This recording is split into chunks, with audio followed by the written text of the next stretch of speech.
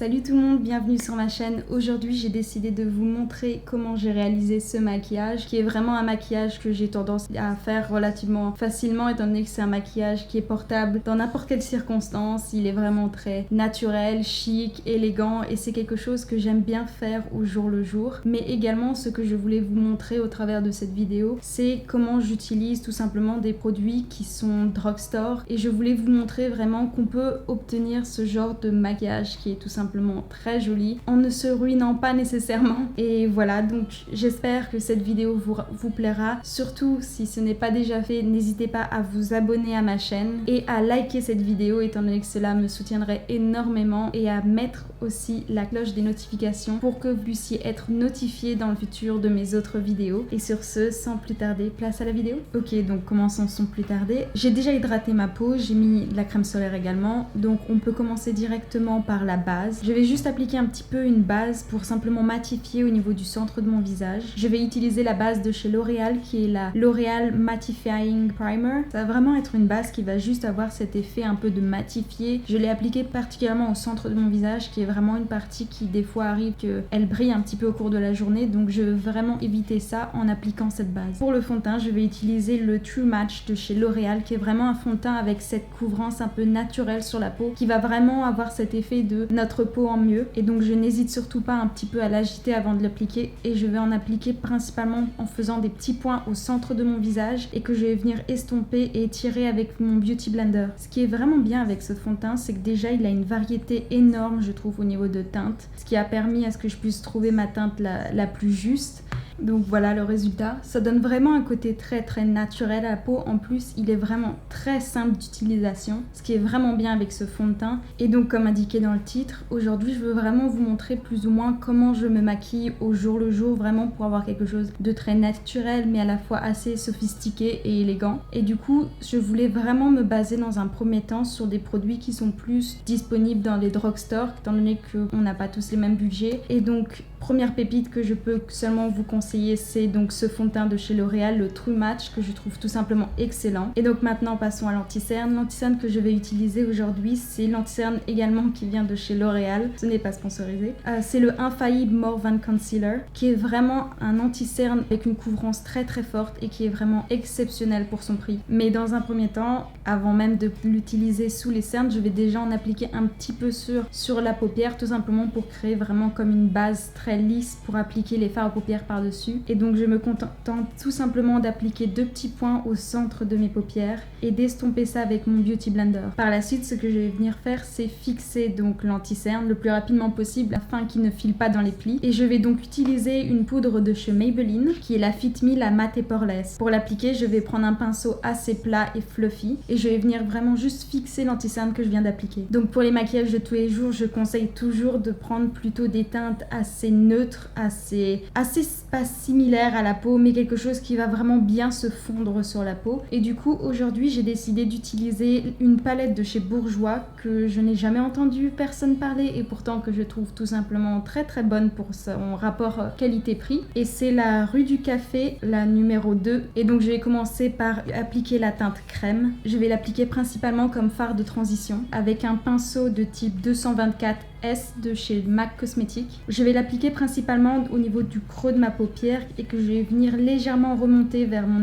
arcade sourcilière. Je vais vraiment venir étirer la matière pour que ce soit la plus fondue possible avec ma paupière. Étant donné qu'aujourd'hui je veux quelque chose d'assez mat au niveau des yeux, je vais continuer par utiliser la teinte cannelle qui est vraiment un magnifique marron assez clair. Je vais l'appliquer avec un pinceau de type 200 Eyeshadow de chez Fenty Beauty pour vraiment essayer de creuser au maximum dans mon creux de paupière. Je vais essayer de rester le plus précis possible, surtout en suivant seulement le creux de ma paupière, mais vraiment en essayant de ne pas estomper de haut en bas, vraiment rester comme un peu sur une ligne. Par la suite, ce que je vais faire, c'est juste un petit peu estomper les extrémités étant donné que ça fait vraiment trop dur sinon. Par la suite, ce que je vais venir faire, c'est tracer mon trait de liner et je vais du coup utiliser la teinte Viennois qui est un magnifique chocolat très foncé. Pour tracer mon trait de liner, je vais utiliser un pinceau de chez MAC Cosmetics qui est le 266S qui va être un pinceau biseauté très précis et qui va vraiment nous faciliter la tâche pour tracer le trait de liner. Donc je prélève un petit peu de matière et surtout je n'hésite pas à tapoter un petit peu sur mon pinceau pour essayer d'enlever l'excédent pour pas que ça ne bave sur la paupière.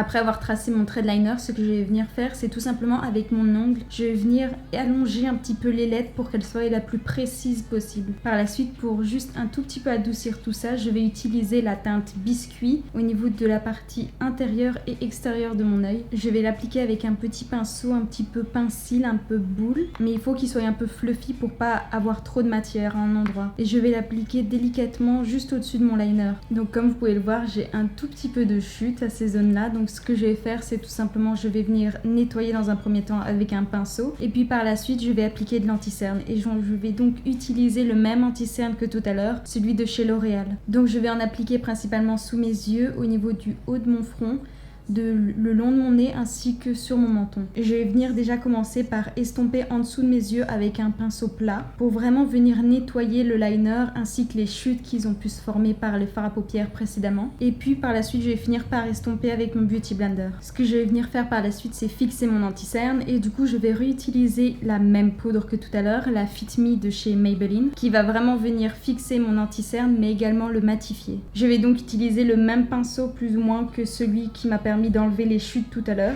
qui est un petit pinceau boule comme ça. Pour finir mes fards à paupières, je vais réutiliser la teinte cannelle pour vraiment venir estomper en dessous de mon œil. Et donc voici le style de maquillage que je vais plutôt privilégier pour vraiment avoir quelque chose de très naturel au jour le jour. Et donc ça va vraiment être des teintes très neutres au niveau des yeux. Par la suite, je vais utiliser un mascara noir pour vraiment donner plus d'intensité au regard. Mais avant ça, je vais déjà recourber mes cils et pour ce fait, je vais utiliser le recourbe-cils de chez Kevyn Aucoin. Et pour le mascara, je vais utiliser celui de chez Maybelline qui est le Seal Sensational, que je trouve un mascara vraiment très très bien. Ça va vraiment donner du volume et de la longueur tout en ayant un côté vraiment très naturel et en séparant vraiment les cils.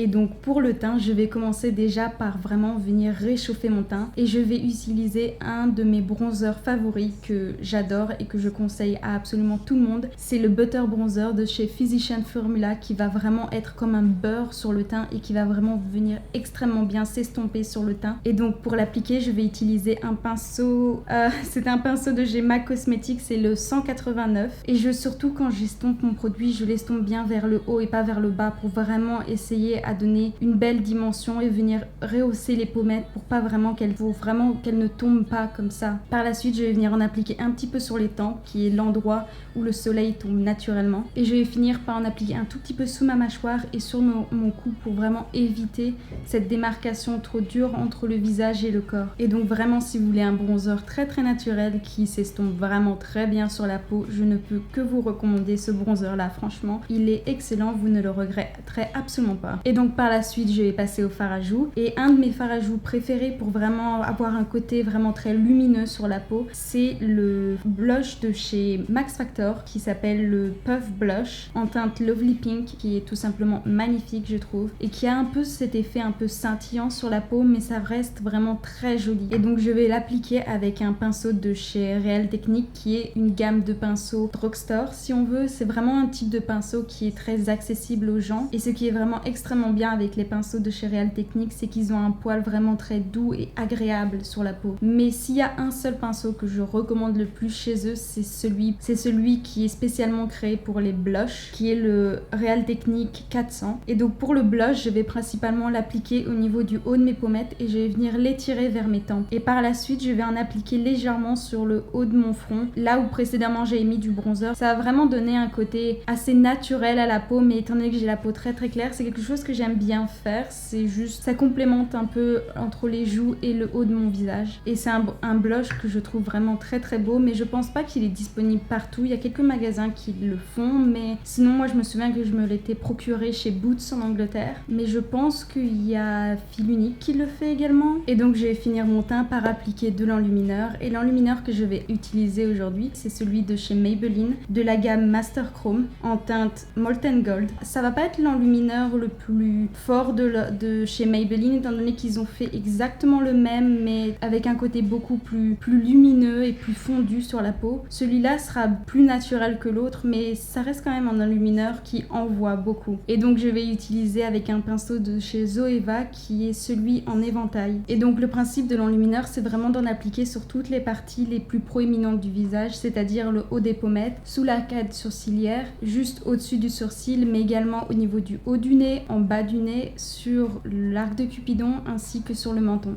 Mais également pour donner un petit peu plus de peps aux yeux, on peut également en appliquer au niveau du coin interne de l'œil. Ça va vraiment venir réveiller le regard et c'est quelque chose que je conseille énormément, ça fait vraiment très joli. Et donc par la suite, ce que je vais venir faire, c'est faire mes sourcils et du coup je vais utiliser une poudre à sourcils, c'est celle de chez Essence. Je vais commencer par utiliser la teinte la plus foncée au niveau de la queue de mon sourcil et la teinte la plus claire vers le devant et je vais venir faire comme un petit dégradé entre les deux pour vraiment donner un côté naturel aux sourcils. Et donc par la suite, pour vraiment venir fixer les sourcils, je vais utiliser un mascara à sourcils et celui que je vais utiliser aujourd'hui vient de chez L'Oréal. C'est le Brow Artist Plumper que je vais utiliser en teinte clear. Ça va vraiment venir juste fixer mes sourcils et donner un petit peu un côté assez wet, je trouve. Mais donc ma méthode, c'est toujours vraiment de commencer par la queue du sourcil pour vraiment venir déposer chacun des cils les uns par-dessus les autres et vraiment venir à la fin fixer le devant du sourcil. Et donc il ne reste plus que les lèvres à faire et ainsi nous aurons fini le maquillage. Et du coup je vais utiliser deux produits. Je vais déjà commencer par appliquer un rouge à lèvres et je vais venir contourer avec un crayon à lèvres par la suite. Et donc le rouge à lèvres que je vais utiliser aujourd'hui vient de chez Bourjois. C'est le Peach Tatin numéro 15 de la gamme Rouge Velvet The Lipstick. C'est vraiment une jolie teinte un peu corail, un peu cuivré, c'est vraiment très très joli. Et donc par la suite je vais utiliser un crayon à lèvres pour vraiment plus définir les lèvres et je vais utiliser également un produit de chez Bourjois, c'est le Contour Édition en teinte 08 avec lequel je vais vraiment venir dessiner mes lèvres juste pour donner un petit peu plus de dimension et pour un peu atténuer la teinte très très fort que je trouve sur mes lèvres. Je vais venir prendre un tout petit peu de la palette de chez Bourjois précédemment que j'avais utilisé, un petit peu la teinte base, juste venir un tout petit peu appliquer du produit au centre des lèvres pour vraiment venir un petit peu donner plus de dimension mais aussi atténuer un petit peu le côté fort du rouge à lèvres, ce qui va permettre également de donner un côté plus mat à mes lèvres. Et donc voici le résultat final. Comme vous pouvez voir, on peut tout simplement avoir un maquillage magnifique sans nécessairement payer énormément tous les produits qu'on achète. Comme vous pouvez le voir, tous les produits que j'ai utilisés aujourd'hui sont vraiment des produits à petit prix qui donnent tout simplement un côté magnifique et qui restent quand même de très bons produits. Et donc voilà, j'aimerais avoir vos avis sur le look final, sur comment j'ai procédé à mon maquillage. N'hésitez pas à me dire ce que vous en avez pensé dans les commentaires et surtout si vous n'êtes pas encore abonné, n'hésitez pas à le faire, cela me ferait énormément plaisir à liker cette vidéo si ce n'est pas déjà fait. Et moi je vous vois à très bientôt dans une prochaine vidéo. Mouah.